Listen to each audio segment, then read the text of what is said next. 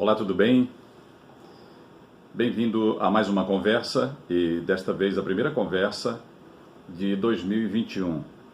E desde logo eu quero felicitar você, desejar um feliz 2021 para você e para sua família, com muitas bênçãos, muitas alegrias e realizações, principalmente na área da saúde. E que seja um ano muito abençoado, muito mais do que o ano de 2020, que foi um ano muito difícil, muito triste para muitas pessoas, e realmente nós não desejamos que este ano se repita, né? Então eu gostaria de conversar com você hoje sobre 3 chaves para aprender escatologia. Nós vamos encontrar essas 3 chaves, a primeira chave no livro de Daniel, a segunda no livro de Lucas, no Evangelho de Lucas, e a terceira no Apocalipse. Sempre a gente tem conversado mais sobre Apocalipse, mas são temas, são textos escatológicos que nós não podemos deixar de lado. Como nós estamos começando o ano de 2021, então me ocorreu falar um pouco sobre essas 3 chaves para que você possa avançar no seu estudo e na sua compreensão sobre escatologia, as coisas do futuro, né? A primeira chave está em Daniel, capítulo 9, 24 a 27, né? A primeira chave que a gente quer falar, na verdade, existem muitas outras chaves. Pois bem, é a profecia dos 70 anos, das 70 semanas de Daniel, melhor dizendo. A profecia das 70 semanas de Daniel. Esse é um tempo não de dias, mas de anos, que Deus definiu. E é interessante que ele diz assim: 70 semanas estão determinadas sobre o teu povo e sobre a tua santa cidade para fazer cessar a transgressão, para dar fim aos pecados, para expiar a iniquidade, para trazer a justiça eterna, para selar a visão e a profecia e para ungir o Santo dos Santos. Então veja que Deus entregou, né, através do anjo Gabriel, para Daniel, uma profecia extraordinária de que ele estava definindo todas as coisas, encerrando todas as coisas, né? Então ele definiu 70 semanas para cessar a transgressão, dar fim aos pecados, expiar a iniquidade, selar a visão e a profecia. Interessante que é um novo tempo que Deus está preparando para nós, né? Em que a profecia e a visão não terão mais sentido. Hoje nós precisamos muito da profecia, precisamos das revelações do Espírito Santo, para a gente entender as Escrituras, principalmente as partes proféticas que ainda estão no nosso futuro. Então ele continua dizendo assim no verso 25, né, Daniel 9, sabe e entende, desde a saída da ordem para restaurar e para edificar Jerusalém até ao ungido, ao príncipe, 7 semanas e 62 semanas. E aí ele vai dizendo, né, depois das 62 semanas será morto o ungido. E aí no final ele diz assim, ele fará firme aliança com muitos por 1 semana. Então você veja que esse texto de Daniel 9, 24 a 27, as 70 semanas de Daniel, é o único quadro cronológico que a Bíblia nos traz, que Deus nos deixou nas Escrituras sobre a predição messiânica, né? E é interessante que ninguém compreendeu isso naquela época. Por quê? Porque o livro de Daniel foi selado, né?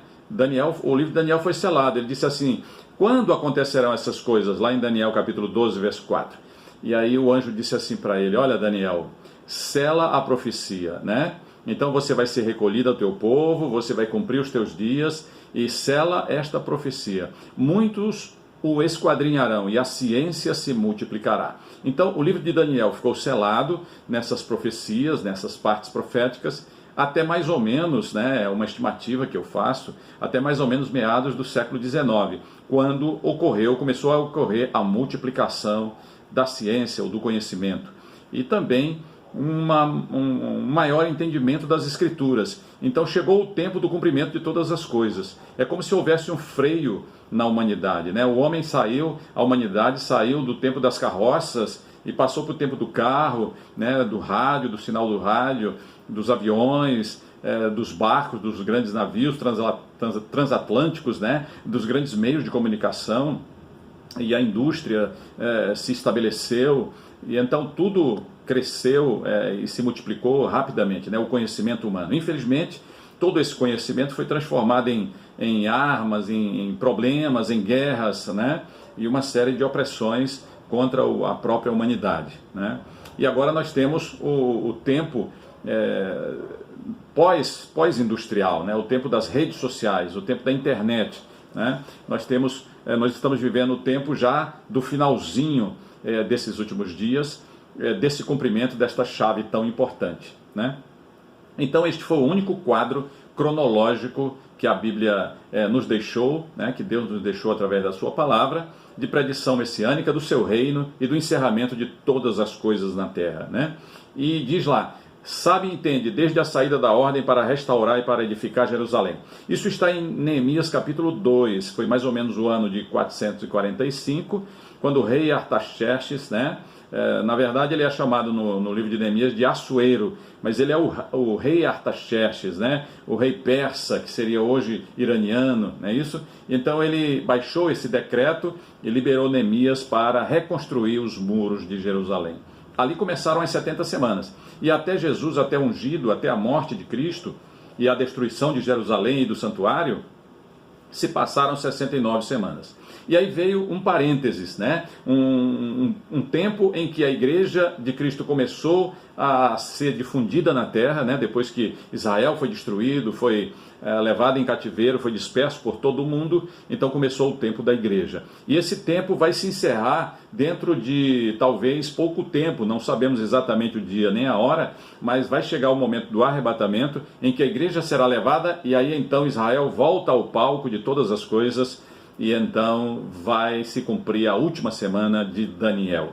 Então é o único quadro cronológico. Isso é muito importante porque ele mostra o que vai acontecer no futuro e nós podemos então acompanhar, né? Então nada disso tinha sido mencionado anteriormente, né? Digamos antes do século XIX, né? Nem sobre arrebatamento, nem sobre as profecias de Daniel e essa compreensão que nós temos hoje do livro de Apocalipse, né? Porque o livro de Daniel estava selado, né? Então a palavra de Deus fala isso. E agora nós podemos compreender que o livro de Daniel não está mais selado e Apocalipse, na verdade, nunca foi selado, né? O livro de Apocalipse.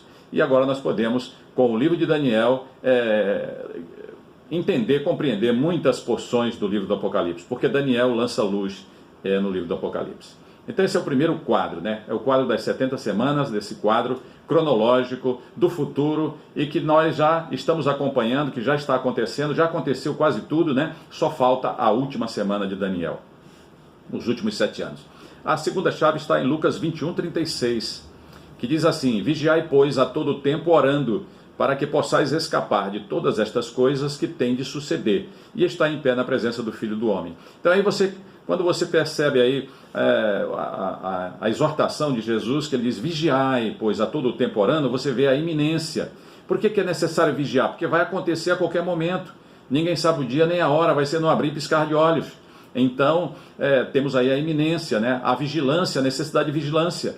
E aí não está falando da segunda vinda de Cristo, porque a segunda vinda de Cristo, todos os estudiosos de escatologia são uníssonos em entender que vai ser depois da grande tribulação. Então, depois que o sol se transformar, se apagar, na verdade, né, a lua vai se transformar em sangue, virão muitos desastres, acontecerá o tempo da ira do Cordeiro, então muita gente vai morrer, vem muitas pragas que Deus vai derramar sobre a terra para purificar a terra e começar uma nova era que é o milênio, né? Que é o reino milenial de nosso Senhor Jesus Cristo. Então, não é para isso que a gente precisa estar nesta vigilância, preocupados com essa iminência que pode acontecer a qualquer momento. Não, nós estamos, quando Jesus fala isso, ele está falando do arrebatamento da igreja do Senhor Jesus, que ninguém sabe nem o dia e nem a hora. E ele ainda diz mais, né, a questão do livramento, né, para que possais escapar de todas estas coisas. Então nós temos que vigiar todo o tempo orando, nós devemos estar meditando, estudando a palavra e orando sobre isso, né? É como diz lá em Mateus 25, né? Jesus fala da parábola das 10 virgens, né? E ele fala que 5 estavam preparadas e as outras 5 não, mas todas estavam esperando o noivo, diziam que estavam esperando o noivo, mas só 5 estavam preparadas, vigilantes, cheias do Espírito Santo e entram nas bodas com Jesus. Então você vai ver lá em Mateus 25 que realmente vai acontecer esse episódio extraordinário chamado de arrebatamento da igreja ou da noiva do Senhor Jesus. E a terceira e última chave está em Apocalipse capítulo 1, verso 19, muito importante também. os 3 tempos do Apocalipse. Então esta é a divisão mais importante do livro do Apocalipse. E quem nos revelou ela foi a própria Bíblia, foi o próprio Senhor Jesus. Porque está escrito assim: escreve, pois, as coisas que viste, e as que são, e as que hão de acontecer depois destas. Então o próprio Senhor Jesus está dizendo isso para João. Diz, olha, escreve, pois, as coisas que viste, né, que é o capítulo 1, a visão de Cristo glorificado, as coisas que são, que é o tempo da igreja, os capítulos 2 e 3 do livro do Apocalipse. E estas são as coisas que são, as coisas do tempo de João, do nosso tempo presente.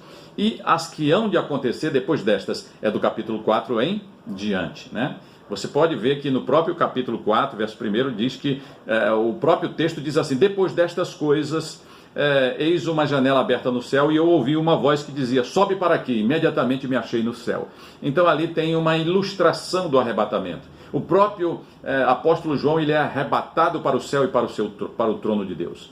Então, esta é a principal divisão do livro do Apocalipse. Quem tropeça nessa principal divisão não vai realmente interpretar corretamente o livro do Apocalipse, né, a escatologia. E tem muita gente interpretando o capítulo 12, que aquela mulher vestida do sol, que tem uma coroa de 12 estrelas, gritando com dores de parto, ela é Israel, e que aquela criança que vai nascer e ser arrebatada até para Deus e o seu trono é Jesus. Não é. Por quê? Por causa de Apocalipse capítulo 1, verso 19.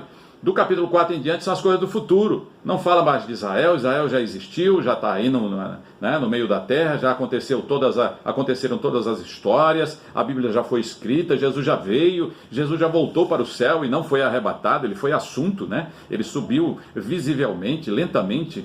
Então tudo isso nos mostra que a gente deve atentar para essas chaves, senão nós vamos cometer erros, né, crassos de interpretação da escatologia, tá certo? Então eram essas as 3 chaves que eu gostaria de deixar para você começar o ano de 2021 mais empolgado, mais interessado e mais inteirado de como você pode ter algumas balizas importantes para você compreender melhor as profecias e as coisas que em breve, disse Jesus, devem acontecer.